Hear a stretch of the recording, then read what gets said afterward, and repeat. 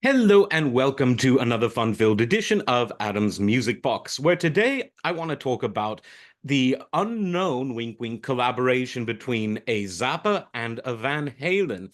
Because in 1982, a very young but very talented even then, Dweezil Zappa collaborated on a single with Eddie Van Halen. It was produced by Eddie and Eddie's longtime engineer and a man who's worked with many bands, Don Landy. And it featured, of course, vocals by his sister Moon Zappa, who also co-wrote the song, along with Steve Vai, who helped do a bit of the writing. So already we've got a kind of star-studded cast. Vai had been working with Zappa's band around this time, and Eddie and Frank Zappa were more or less neighbors. And Dweezil was really taught guitar by Eddie. They became really good friends. And we found out just a few years ago when Eddie died just how close they had remained.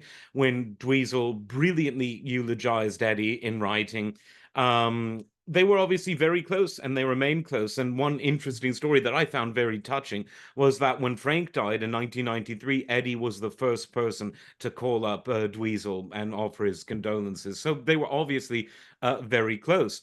Now, the song, I think itself is really good. It hasn't ever seen a re-release. They pressed it as a single in 1982, and it's disappeared since. But luckily, through the magic of YouTube, there are a few people that have uploaded it, digitized version of a needle drop. But I really think that they should put it on streaming services because it is a good song.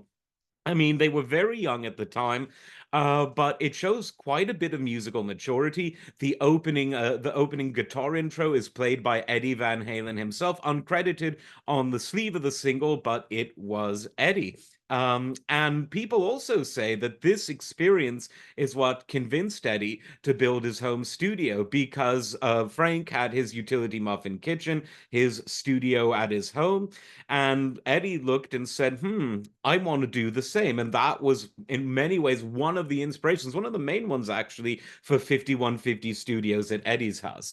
The song I think is very fun. I mean, it's your typical sort of upbeat melodies, melodic 80s rock, and both Dweezil and Moon have a very unique style. Moon's voice, of course, everyone will recognize from Valley Girl, Frank Zappa's accidental hit single that he never thought would go anywhere, but it went somewhere and it became his only single.